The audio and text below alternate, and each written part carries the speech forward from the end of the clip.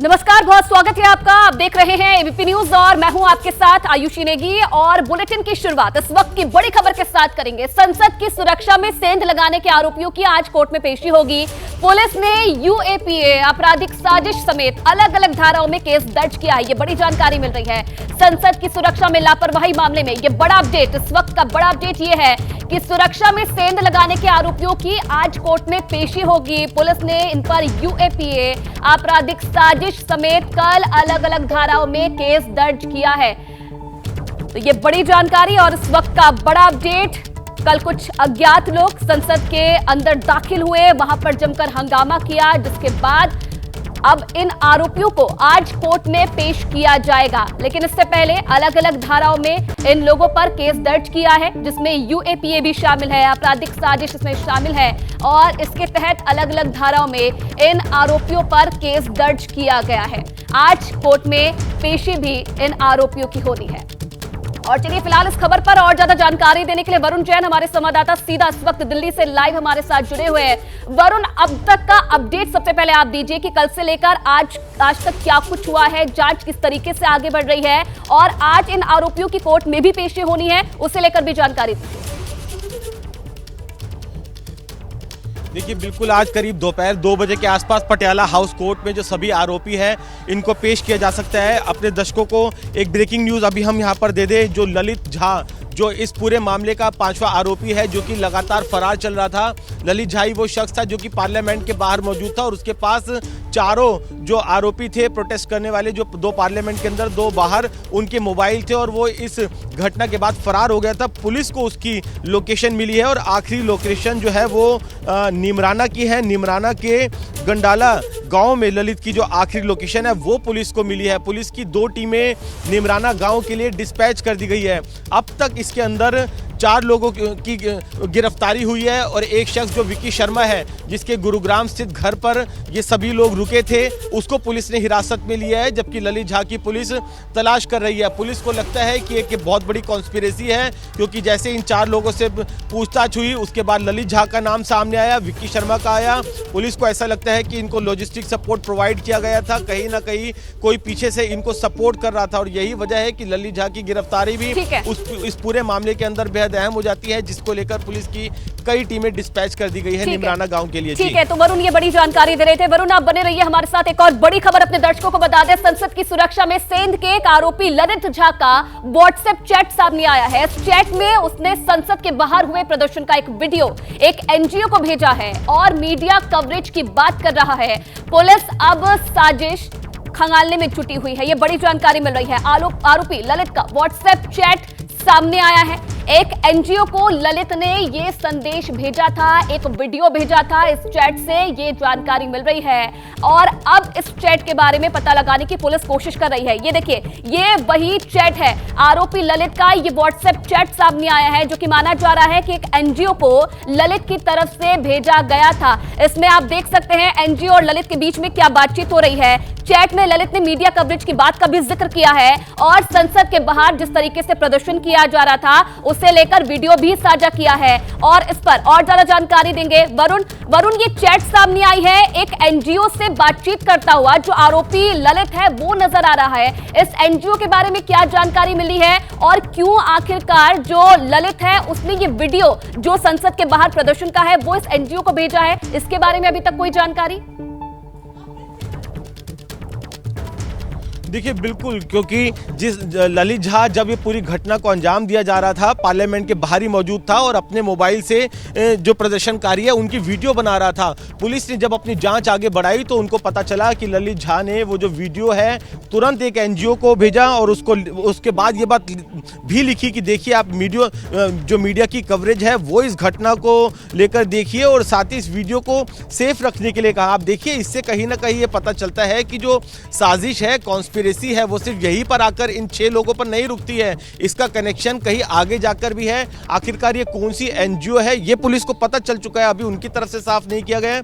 ये एनजीओ के साथ इनका क्या कनेक्शन है, एनजीओ को किस तरीके से कौन फंडिंग कर रहा था, ऐसे कई सवाल हैं जिनके अब जवाब तलाशने में पुलिस जुट गई है। इन सब की कॉल डिटेल्स खंगाली जा रही है। ये बात तो साफ हो चुकी है कि जो सभी आरोपी है लगातार बिल्कुल संपर्क में थे। बिल्कुल वरुण, बहुत सारे ऐसे सवाल हैं जिनके जवाब जानना अभी बहुत जरूरी है। बहुत धन्यवाद आपका तमाम जानकारी साझा करने के लिए। तो देखिए, देश की संसद में वो हो गया जिसकी कल्पना भी नहीं की जा सकती है। तारीख वही, संसद नहीं।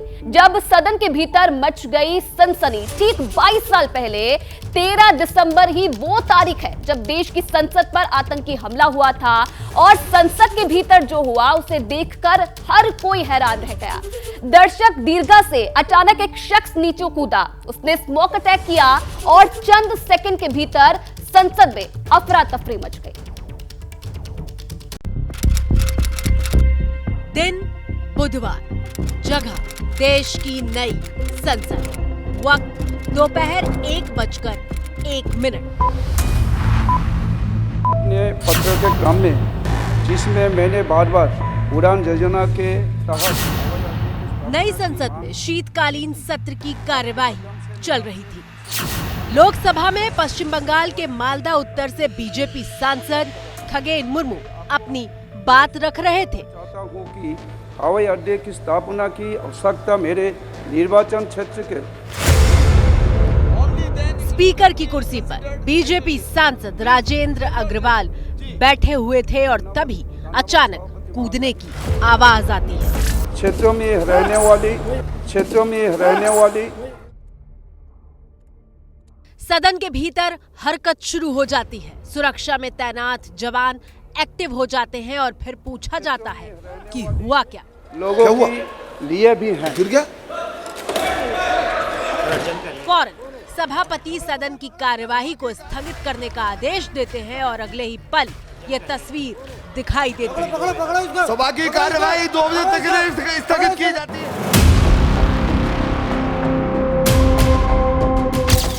ये वो तस्वीर है जिसने सिर्फ देश की संसद को ही नहीं दहलाया, बल्कि पूरा देश तस्वीर को देखकर सन्न रह गया। एक शख्स दर्शक दीर्घा से नीचे कूदा और सदन में सांसदों की एक एक बेंच को लांघते हुए वो आगे बढ़ता जा रहा था। इस तस्वीर में सबसे ज्यादा हैरान करने वाला हिस्सा वो है जब सदन में जबरन घुसे इस शख्स को वहां मौजूद सांसद चारों तरफ से घेर लेते हैं तो वो रुकता है और 1 सेकंड के भीतर अपने जूते से कुछ बाहर निकालता है और फिर सदन में धुआं हो जाता है।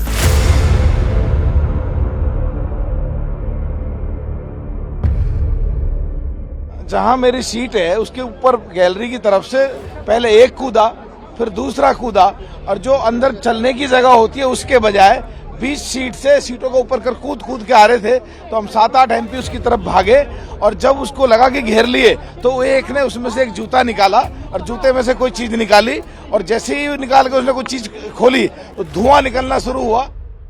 जिस वक्त ये शख्स सदन के भीतर कूदा, जरा कल्पना कीजिए कितनी दहशत का माहौल था। सांसद भौचक्के थे कि आखिर ये हो क्या रहा है। एक आवाज आ रही थी मेरा कान पर, ये दाहिना तरफ कुछ हो रहा था। तो मेरा ध्यान यह था, मैं अध्यक्ष जी को मेरा जो स्पीच वो मेरा देने के लिए मेरा टाइम पे ख़त्म करना है मेरे शून्य काल में। तो उसके बाद मैंने इसे थोड़ा पीछे मुड़ के देखा, क्या दूसरा एक लोग फिर वहाँ पे कूद पड़ा। उसके बाद दोनों सामने चल रहा था, दो कूद के जा रहा था। तस्वीर के बाएं हिस्से को देखिए, जहां अचानक कुछ सांसद युवक को देखकर अपनी सीट से उठते हैं और उसे पकड़ने के लिए आगे बढ़ जाते हैं। सदन के आखिरी छोर पर सभापति के पास राहुल गांधी सफेद टी-शर्ट में खड़े दिखाई दे रहे हैं। तस्वीर के दाएं हिस्से को देखिए, जहां युवक के ठीक आगे बैठी महिला सांसद पहले कुछ समझ नहीं पाती और फिर अचानक अपनी सीट से उठकर चली जाती है। दहशत उस वक्त अचानक बढ़ जाती है जब चारों तरफ से घिर चुका ये युवक अपने जूते से कुछ निकालकर वहां स्प्रे कर देता है। हमारे एमपीज ने उसको पकड़ा, दौड़ करके जो वहाँ आसपास के हमारे एमपीज थे, और जैसे उसको पकड़ा उसके बाद उसने तुरंत जो है गैस छोड़ी है। एक जो है येलो कलर की गैस थी। सुरक्षा में तो निश्चित रूप से चूक हुई है कि ये लोग जो है गैस लेकर के आगे चले कैसे गए हैं और इनका पूरी जांच होना चाहिए। और चलिए इसी खबर से जुड़ी हुई एक बड़ी जानकारी आपके साथ साझा करें। सुरक्षा चौक पर आज संसद में हंगामा होने के आसार जताए जा रहे हैं। विपक्षी सांसदों ने कार्य स्थगन नोटिस दिया है। विपक्ष ने गृह मंत्री के बयान की भी मांग की है। जिस तरीके से कल सुरक्षा में बड़ी लापरवाही देखने को मिली है, उस पर आज संसद में हंगामे होने के आसार हैं। आपको बता दें कि विपक्षी सांसदों ने कार्य स्थगन नोटिस दिया है और साथ ही साथ गृह मंत्री अमित शाह के पूरे मामले पर बयान की मांग भी की गई है। संसद की सुरक्षा को भेदने वाले चारों आरोपी देश की 4 दिशाओं से आए, लेकिन मकसद सभी का एक ही था, संसद के भीतर हड़कंप मचाना, देश को हिला देना। लेकिन सवाल यह है कि ये आरोपी आखिर सदन के भीतर स्मोक गन कैसे लेकर आए थे, जो स्प्रे उन्होंने किया वो कैसे किया, और संसद की सुरक्षा में लगे तमाम इंतजाम इसे पकड़ पाने में आखिरकार क्यों नाकाम रहे।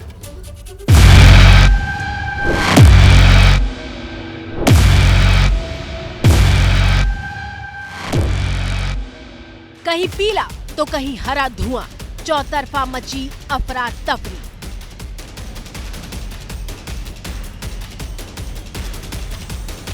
देश की संसद के भीतर ऐसे दृश्यों की तो कल्पना भी कोसों दूर लगती है, लेकिन बुधवार को ये सदन की हकीकत बन गई।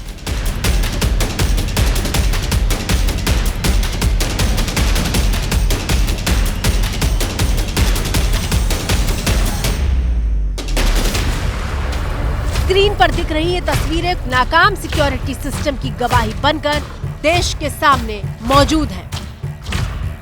तानाशाही बंद करो, तानाशाही नहीं चलेगी। हिंदुस्तान हैरान है कि जब सुरक्षा के चाक चौबंद सिस्टम के बीच मौजूद देश की संसद के भीतर इतनी बड़ी सुरक्षा की चूक हो सकती है, तो आम लोगों का क्या होगा। एक शख्स न सिर्फ अंदर दाखिल हुआ, बल्कि वो जो सामान अपने साथ जूते में छिपा कर लाया था, उसका इस्तेमाल करने में भी कामयाब हुआ। सबसे बड़ा सवाल यह है कि आखिर ये क्या चीज थी जिसे घुसपैठिए सदन के भीतर लेकर आए थे। वो धुआं किस चीज का था जिसने पूरे सदन को ढक लिया था। क्या इस धुएं में किसी तरह का बारूद था? क्या ये कोई ज्वलनशील पदार्थ था जिससे कोई हादसा भी हो सकता था?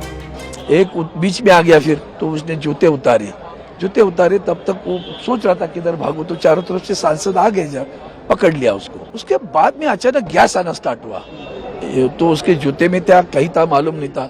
येलो कलर का गैस है, थोड़ा सा बर्निंग हो रहा है नाक में उसके। तो वहां हम थे तो बाद में पूरी पकड़ लिया। आपकी स्क्रीन पर मौजूद पीले रंग की ये वही स्मोक गन टाइप की चीज है जिसे आरोपी संसद में लेकर आए थे।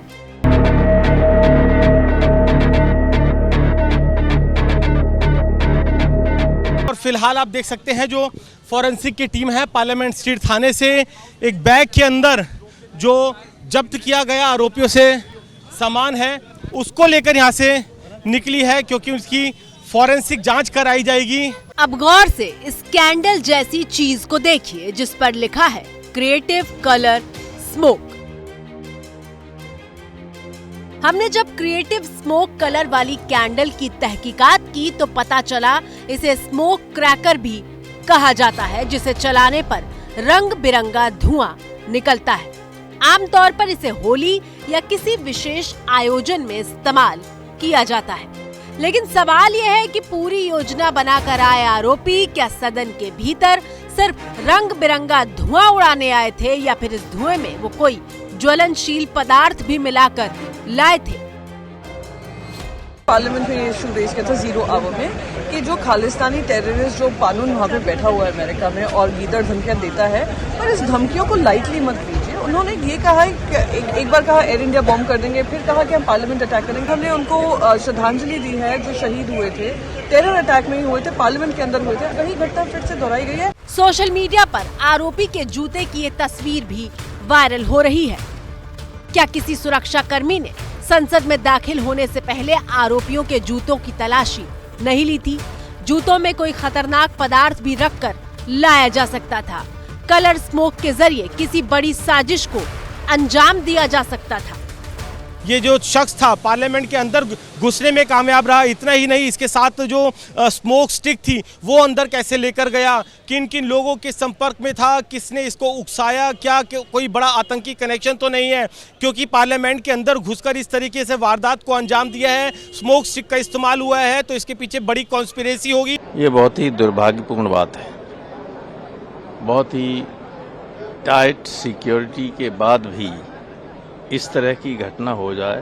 पहले ऐसा होता था कि ऊपर गैलरी में भी हर रो में सिविल ड्रेस में सिक्योरिटी के लोग रहते थे, अगर कोई हिलने की कोशिश करता था वहीं पकड़ लेता। हालांकि बुधवार दोपहर 2 बजे जब सदन की कार्रवाई दोबारा शुरू हुई तो स्पीकर ओम बिरला ने पूरी जांच कराने की बात कहते हुए सदन को ये बताया कि स्मोक में किसी भी तरह के बारूद जैसी चीज फिलहाल नहीं मिली है। हम सबकी चिंता थी कि वह धुआं क्या था, वह अभी तक प्रारंभिक जांच में वह साधारण धुआं और सनसनी फैलने वाला धुआं था, इसलिए उस धुएं की कोई ऐसी चिंता का विषय नहीं, उसकी प्रारंभिक ठीक से जांच कर ली गई है।